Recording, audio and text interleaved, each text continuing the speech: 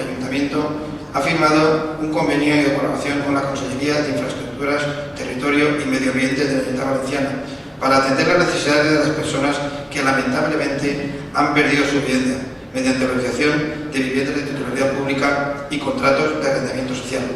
En este sentido, el Ayuntamiento también está trabajando por medio de la Consellería, del área de Bienestar Social en un proyecto importantísimo gracias a la colaboración entre los ayuntamientos, en este caso el Ayuntamiento de Onda, y agradecer también la máxima colaboración de los técnicos y de su alcalde, Salvador, en el alquiler de viviendas sociales. Un proyecto importantísimo en el cual ya nos hemos reunido con los bancos y también con promotores de la localidad, con el fin de poder darle ya contenido y forma a esta necesidad de la sociedad para tener unas viviendas dignas y con un alquiler social aceptable en el cual pueda ser asumible y con la colaboración máxima del Ayuntamiento. Porque el convenio que hoy hemos firmado, ya son 26 los convenios que hemos firmado y 70 los que están tramitándose, surge de una necesidad, surge de una nueva realidad social, que era gente que necesitaba acceder a una vivienda por muchas causas, bien porque no podía acceder o bien comprarse una vivienda o acceder al mercado libre, al